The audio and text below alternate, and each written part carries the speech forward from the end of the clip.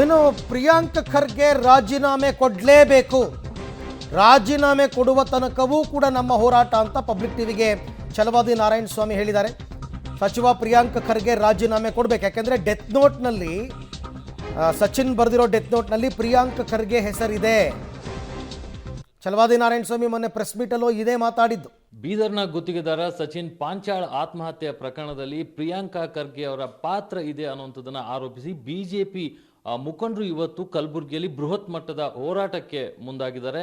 ನಾವೀಗ ಏನು ಬಿಜೆಪಿ ಮುಖಂಡರಾದಂಥ ಮತ್ತು ವಿಧಾನ ಪರಿಷತ್ ವಿರೋಧ ಪಕ್ಷದ ನಾಯಕರಾದ ಛಲವಾದಿ ನಾರಾಯಣ ಸ್ವಾಮಿ ಅವ್ರ ಜೊತೆಗಿದ್ದೀವಿ. ಅವ್ರನ್ನ ಕೇಳೋಣ, ಹೋರಾಟ ಯಾವ ರೀತಿ ಇರುತ್ತೆ ಮತ್ತು ಏನೆಲ್ಲ ಬೇಡಿಕೆಗಳು ಆಗ್ರಹಗಳನ್ನ ಇಟ್ಕೊಂಡು ಅವರು ಹೋರಾಟ ಮಾಡ್ತಾ ಇದ್ದಾರೆ ಅಂತ. ಹೇಳಿ ಸರ್, ಇದು ಇಷ್ಟು ದೊಡ್ಡ ಮಟ್ಟದ ಹೋರಾಟದ ಅವಶ್ಯಕತೆ ಇತ್ತ ಮತ್ತು ಏನು ಇಡೀ ಒಂದು ಬಿಜೆಪಿ ಮುಖಂಡರು ಇಲ್ಲಿ ಕಲಬುರಗಿಯಲ್ಲಿ ಇವತ್ತು ಸೇರಿದಿರಿ? ಒಂದು ಜೀವಕ್ಕೆ ಬೆಲೆ ಇದೆಯಾ ಇಲ್ವಾ? ಒಬ್ಬ ಆತ್ಮಹತ್ಯೆ ಮಾಡ್ಕೊಂಡಾಗ ಅಲ್ಲಿ ಮಂತ್ರಿಯವರ ಹೆಸರು ಪ್ರಸ್ತಾಪ ಆದಾಗ ಇದರ ಹಿಂದೆ ಏನಿದೆ, ಅವ್ರಿಗೆ ನ್ಯಾಯ ಕೊಡಬೇಕಾದ್ದು ಸರ್ಕಾರದ ಧರ್ಮ. ಸರ್ಕಾರ ಆ ನ್ಯಾಯ ಕೊಡದೇ ಇರತಕ್ಕಂಥ ಸಂದರ್ಭದಲ್ಲಿ ವಿರೋಧ ಪಕ್ಷದ ಧರ್ಮ ಏನು? ನ್ಯಾಯ ಕೊಡಿಸೋದು.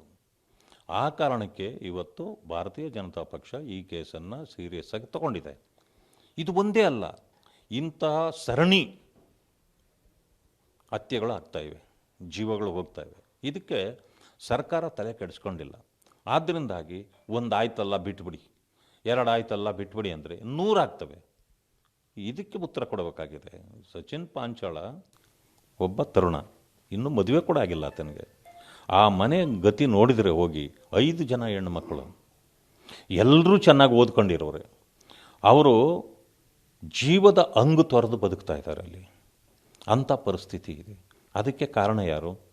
ಅವರು ಡೆತ್ ನೋಟಲ್ಲಿ ಇವ್ರ ಹೆಸರಿನಲ್ಲಿ ಪ್ರಸ್ತಾಪ ಆಗಿಲ್ಲ ಅಂದರೆ ನಾವು ಅವ್ರ ಹೆಸರು ಹೇಳೋದು ಸರಿಯಲ್ಲ. ಪ್ರಸ್ತಾಪ ಆಗಿಲ್ಲ ಅಂದರೆ ನಾವು ಇವತ್ತೇನಾದರೂ ಅವ್ರ ಹೆಸರು ಹೇಳಿದರೆ ತಪ್ಪು ನಮ್ಮದು. ಅಲ್ಲಿ ಪ್ರಸ್ತಾಪ ಆಗಿದೆ. ಈ ಕಾಂಗ್ರೆಸ್ನವರು ವಾದ ಇರುವಂಥದ್ದು ಪ್ರಿಯಾಂಕಾ ಖರ್ಗೆ ಅವರ ಆಪ್ತನ ಹೆಸರನ್ನ ಬಂದಿದೆ, ಆದರೆ ಪ್ರಿಯಾಂಕಾ ಖರ್ಗೆ ಅವರ ಪಾತ್ರ ಇದೆ ಅನ್ನುವಂಥದ್ದು ಡೆತ್ ನೋಟಲ್ಲಿ ಯಾವುದೇ ರೀತಿ ಮೆನ್ಷನ್ ಆಗಿಲ್ಲ ಅನ್ನುವಂಥದ್ದು. ಹಾಗಾಗಿ ಪ್ರಿಯಾಂಕಾ ಖರ್ಗೆ ಅವ್ರಿಗೂ ಇದಕ್ಕೂ ಯಾವುದೇ ಸಂಬಂಧ ಇಲ್ಲ ಅನ್ನುವಂಥ ಮಾತು ಹೇಳ್ತಾರೆ. ಡೆತ್ ನೋಟ್ಗಳಲ್ಲಿ ಎಲ್ಲೇ ಆದಾಗ ಇನ್ವೆಸ್ಟಿಗೇಷನ್ ಆಗೇ ಇರೋದು. ಒಂದೊಂದು ಸಾರಿ ಏನಾಗುತ್ತೆ, ಡೆತ್ ನೋಟಲ್ಲಿ ಹೆಸರೇ ಇರಲ್ಲ. ಇನ್ವೆಸ್ಟಿಗೇಷನ್ ಆದಮೇಲೆ ಕೆಲವು ಹೆಸರುಗಳೆಲ್ಲ ಬಂದ್ಬಿಡ್ತವೆ. ಅವ್ರನ್ನ ಅರೆಸ್ಟ್ ಮಾಡಲ್ವಾ ನೀವು? ನ್ಯಾಯ ಕೊಡಲ್ವಾ? ಆಮೇಲೆ ಬರ್ತದೆ ಡೆತ್ ನೋಟಲ್ಲಿ ಅವ್ರ ಹೆಸರಿಲ್ಲ, ಅದರಿಂದಾಗಿ ಇವ್ರ ಇನ್ವಾಲ್ವ್ಮೆಂಟ್ ಇಲ್ಲ ಇದರಲ್ಲಿ ಅಂತ ಬಿಟ್ಬಿಡ್ಬೇಕಲ್ಲ ನೀವು ಅಲ್ಲೇ. ಆಮೇಲೆ ಎಲ್ಲಕ್ಕಿಂತ ಮಿಗಿಲಾಗಿ ನಾನು ಹೇಳ್ತಕ್ಕಂಥದ್ದು, ಇದು ಸೂಸೈಡ್ ಆಗಿರೋದು ಒಂದು ವಿಷಯ. ಇದು ಇನ್ವೆಸ್ಟಿಗೇಷನ್ ಆಗಬೇಕು. ಇದು ವ್ಯಾಪಾರಕ್ಕೆ ವ್ಯವಹಾರಕ್ಕೆ ಸಂಬಂಧಪಟ್ಟಿರೋದು. ಎರಡನೇ ಕೇಸ್ ಇದೆ ಇದರಲ್ಲಿ, ಸುಪಾರಿ ಕೇಸು. ತಮಾಷೆ ವಿಷಯನ ನಮ್ಮ ಶಾಸಕ ಬಸವರಾಜ್ ಮತ್ತಿಮೋಡು ಏನು ಮಾಡಿದ್ರು ನಿಮಗೆ? ಅವರ ಹೆಸರನ್ನು ನೀವು ಇದರಲ್ಲಿ ಹೆಂಗೆ ಬಂತು? ಹೋಗಲಿ, ಸುಪಾರಿಗೆ ಇವರ ಹೆಸರುಗಳು ಬರಲಿಕ್ಕೆ ಸಾಧ್ಯ ಆಗಿದೆ. ಮಣಿಕಂಠ ರಾಠೋಡ್ ನಿಮ್ಮ ಎದುರಿಗೆ ನಿಂತಿದ್ದವರು ಬೇರೆಯವರು ಇವರನ್ನು ಅವರ ಸುಪಾರಿ ಕೊಟ್ಟಿದ್ರು ಅಂತಂತಂದರೆ ಅವರ ವ್ಯವಹಾರ. ಆದರೆ ಇಲ್ಲಿ ಬಂದಿರೋದು ನಿಮ್ಮ ವಿರುದ್ಧ ಇದ್ದವರು ಎಲ್ಲರದ್ದು ಹೆಸರು ಬಂದಿದೆ. ಆ ಗ್ಯಾಂಗನ್ನು ನೀವು ಬಳಸ್ತಾ ಇದ್ದೀರಿ ಅಂತ ಬಂದಿದೆ. ಅವರು ನಿಮ್ಮ ಪಕ್ಕದಲ್ಲೇ ಇಟ್ಕೊಂಡು ಅವ್ರಿಗೆ ಸ್ವೀಟ್ ತಿನ್ನಿಸ್ತಾ ಇರೋವೆಲ್ಲ ಬಂದಿದೆ. ಇವೆಲ್ಲ ಬಂದ ಮೇಲೆ ಇದ್ರ ಹಿಂದೆ ಯಾರಂತ ಹೇಳಬೇಕಲ್ಲ. ಹನಿ ಟ್ರ್ಯಾಪ್ ಕೇಸ್ ಕೂಡ ಇದೆ ಇದರಲ್ಲಿ.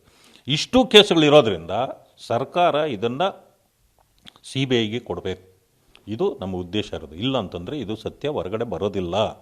ಈ ಮಧ್ಯೆ ಏನು ಗುತ್ತಿಗೆ ಸಂಘದ ರಾಜ್ಯ ಗುತ್ತಿಗೆದಾರ ಸಂಘದ ಅಧ್ಯಕ್ಷರು ಹೇಳ್ತಾರೆ, ಸಚಿನ್ ಯಾವುದೇ ರೀತಿ ಲೈಸೆನ್ಸನ್ನು ಪಡೆದಿರಲಿಲ್ಲ, ಅವರು ಗುತ್ತಿಗೆದಾರರು ಅಂತೇಳಿ ಗುರ್ಸ್ಕೊಂಡಿಲ್ಲ ಅನ್ನುವಂಥದ್ದನ್ನ ಹೇಳ್ತಾರೆ. ಅಂದರೆ ಇದು ಎಲ್ಲೋ ಒಂದು ಕಡೆ ಮತ್ತೆ ಕೇಸ್ ಏನಾದರೂ ಅಂದರೆ ಇದನ್ನು ದಾರಿ ಬದಲಾಯಿಸುವಂಥ ಕೆಲಸ ನಡೀತಿದೆಯಾ? ಅವ್ರು ಗುತ್ತಿಗೆದಾರರು ಇದ್ದಾರೋ ಇಲ್ವೋ ನಮಗೆ ಸಂಬಂಧ ಇಲ್ಲ. ಅವ್ರ ಜೀವ ಹೋಗಿರೋದು ಸತ್ಯ ಅಲ್ಲ. ಉತ್ತರ ಬೇಕಾದ್ರೆ ಅದಕ್ಕೆ ಇಲ್ಲ ಅವ್ರು ಗುತ್ತಿಗೆದಾರರಲ್ಲ ಅಂತ ನಾಳೆ ಬಂತು ಅಂತ ಇಟ್ಕ, ಇಲ್ಲ ಅವ್ರು ಗುತ್ತಿಗೆದಾರನ ಮಾಡಿ ಅಂತ ನಾವು ಹೇಳಕತ್ತೇನ? ಬಟ್ ಗುತ್ತಿಗೆ ಕೆಲಸ ಮಾಡಿದ್ದು ನಿಜ ಅಲ್ಲ. ಡೆತ್ ನೋಟ್ನಲ್ಲಿದೆ. ನಂದು 16 ಲಕ್ಷ ರೂಪಾಯಿ ಫರ್ಫಿಟ್ ಆಗಿದೆ, ಇಲ್ಲ ಇದ್ದೆ ನನ್ನ ಹತ್ರ ಎಲ್ಲ ಇದಿಟ್ಕೊಂಡಿದೆ. ಡೆತ್ ನೋಟ್ ಇದು 16 ಲಕ್ಷ ನನ್ನ ಇದು ಹೋಗಿದೆ, ಅದರಿಂದಾಗಿ ನನ್ನ ಲೈಸೆನ್ಸ್ಗೂ ತೊಂದರೆ ಆಗಿದೆ ಅಂತ ಬರ್ಕೊಂಡವನೇ. ಅಂದರೆ ಲೈಸೆನ್ಸೇ ಇಲ್ಲ ಅಂತ ಯಾರು ಹೇಳಿದ್ದು? ಗುತ್ತಿಗೆದಾರರ ಸಂಘ ಎಷ್ಟೋ ಜನರು ಗುತ್ತಿಗೆದಾರರು ಇರ್ತಾರೆ. ಗುತ್ತಿಗೆದಾರರ ಸಂಘದಲ್ಲಿ ಅವ್ರು ರಿಜಿಸ್ಟ್ರೇ ಮಾಡ್ಕೊಳ್ಳಲ್ಲ. ಅದ್ರ ಕೆಲಸ ಮಾಡ್ಕೊಂಡು ಹೋಗ್ತಿರ್ತಾರೆ.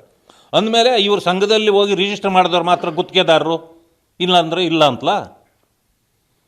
ನೋಡಿ, ಸೊಬ್ಬೊಬ್ಬಗಳು ಅವರವ್ರನ್ನ ಉಳಿಸ್ಕೊಳ್ಳೋಕ್ಕೆ ಮಾಡ್ತಕ್ಕಂಥದ್ದು. ಆದ್ದರಿಂದ ನಮಗೆ ಬೇಕಾಗಿರೋದು ಅದಲ್ಲ. ಅದು ಇನ್ವೆಸ್ಟಿಗೇಷನ್ ಆಗಬೇಕು, ಸುಪಾರಿ ಕೇಸ್ ಇನ್ವೆಸ್ಟಿಗೇಷನ್ ಆಗಬೇಕು, ಜೊತೆಗೆ ಈ ಹನಿ ಟ್ರ್ಯಾಪ್ದು ಇದಾಗಬೇಕು.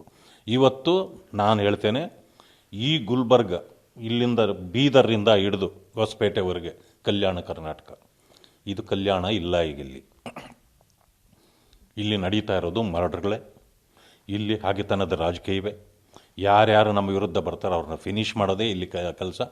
ಬಹುಕಾಲದಿಂದ ಇದು ನಡ್ಕೊಂಡು ಬರ್ತಾ ಇದೆ.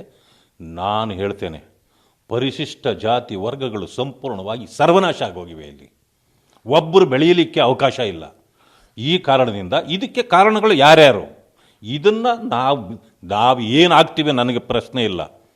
ಜನರಿಗೆ ನಾನು ನ್ಯಾಯ ಕೊಡಿಸ್ಬೇಕು, ಆ ಜನರ ಪರವಾಗಿ ನಾವು ನಿಲ್ಲಬೇಕು. ಅದು ನಮ್ಮ ಉದ್ದೇಶ ಇದೆ. ಭಾರತೀಯ ಜನತಾ ಪಕ್ಷ ಅದನ್ನು ಮಾಡಿಯೇ ತೀರ್ತದೆ. ಎಲ್ಲೋ ಒಂದು ಕಡೆ ಪ್ರಿಯಾಂಕಾ ಖರ್ಗೆ ಅವರನ್ನ ಟಾರ್ಗೆಟ್ ಮಾಡಿ ಈ ಹೋರಾಟ ಮಾಡೋದ್ರ ಜೊತೆಗೆ ಮಲ್ಲಿಕಾರ್ಜುನ್ ಖರ್ಗೆ ಅವ್ರನ್ನೂ ಕೂಡ BJP ಟಾರ್ಗೆಟ್ ಮಾಡಿದೆಯಾ? ನಾನು ಹೇಳ್ತೇನೆ, ಮಲ್ಲಿಕಾರ್ಜುನ್ ಖರ್ಗೆ ಅವರು ದೊಡ್ಡ ವ್ಯಕ್ತಿ, AICC ಅಧ್ಯಕ್ಷರು. ನಾವು ಇದರ ಎಲ್ಲೂ ಕೂಡ ಅವರ ಹೆಸರನ್ನ ನಾವು ಪ್ರಸ್ತಾಪ ಮಾಡಿಲ್ಲ.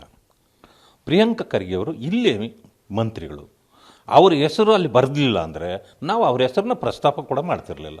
ನಮಗೂ ಆ ಫ್ಯಾಮಿಲಿಗೆ ಏನು ಸಂಬಂಧ? ನಮ್ಮ ಆಸ್ತಿ ಏನಾದರೂ ಅವ್ರು ತಿಂದ್ರ, ಅಥವಾ ಅವರ ಆಸ್ತಿ ನಾವೇನು ತಿಂದಿದ್ದು? ನಾವು ಯಾರ ಬಗ್ಗೆನೂ ಮಾತಾಡೋದಿಲ್ಲ. ನಿಮ್ಮ ಹೆಸರಲ್ಲಿ ಪ್ರಸ್ತಾಪ ಆಗಿದೆ, ಅದರಿಂದ ಮಾತ್ರ ನಾವು ಮಾತಾಡ್ತಿದ್ದೀವಿ. ನೀವು ಜವಾಬ್ದಾರಿ ಸ್ಥಾನದಲ್ಲಿದ್ದೀರಿ, ಅದನ್ನು ಜವಾಬ್ದಾರಿಯನ್ನು ಮರೆತು ನೀವು ನಿಮ್ಮ ರಕ್ಷಣೆಗಾಗಿ ಮಲ್ಲಿಕಾರ್ಜುನ್ ಖರ್ಗೆ ಅವ್ರನ್ನ ಎಳ್ಕೊಂಡು ಬರ್ತಾ ಇದ್ದೀರಿ. ನಾವಿಲ್ಲ. ಆದ್ದರಿಂದ ಇದು ನಿಮ್ಮ ಕುಟುಂಬಕ್ಕೂ ಈ ವಿಷಯಕ್ಕೂ ಸಂಬಂಧ ಇಲ್ಲ. ನಿಮ್ಮ ಕುಟುಂಬದ ಹೆಸರು ನಾವು ಎಲ್ಲಿಯೂ ತೆಗೆದಿಲ್ಲ.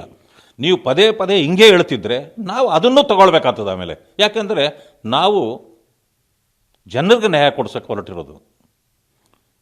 ನಿಮ್ಮ ವಿಷಯ ಇದರಲ್ಲಿಲ್ಲ. ಪ್ರಸ್ತಾಪ ಆಗಿದೆ, ಅದಕ್ಕೆ ಮಾತ್ರ ಉತ್ತರ ಕೊಡಿ. ಕುಟುಂಬವನ್ನು ಎಳ್ಕೊಂಡು ಬರಬೇಡಿ.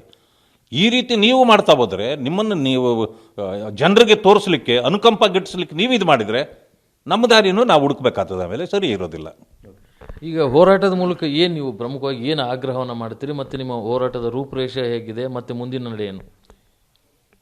ನಿನ್ನೆವರೆಗೆ ಗಡುವು ಕೊಟ್ವಿ, CBI ಕೊಟ್ಟಿಲ್ಲ, ರಕ್ಷಣೆಗೆ ಅವ್ರಿಗೇನು ಕೊಟ್ಟಿಲ್ಲ. ಈಗ 4ನೇ ತಾರೀಕು ನಾವು ಇಲ್ಲಿ ಹೋರಾಟ ಮಾಡ್ತೀವಿ ಅಂತಂದಿದ್ವಿ. ಇವತ್ತು ಶುರುವಾಗಿದೆ. ಇವತ್ತಿದಕ್ಕೆ ಉತ್ತರ ಸಿಗ್ತದೆ ಅಂತ ಅಂದ್ಕೊಂಡಿದ್ದೇನೆ. ಮುಖ್ಯಮಂತ್ರಿಗಳು ಅವರ ರಾಜೀನಾಮೆ ಪಡೆದು CBIಗೆ ಎನ್ಕ್ವೈರಿ ಕೊಟ್ಟರೆ ಮುಗಿದೋಯ್ತು. ಅದಾದ ಮೇಲೆ CBI ಉಂಟು, ನೀವು ಉಂಟು, ಮಾಡ್ಕೊಂಡೋಗಿ.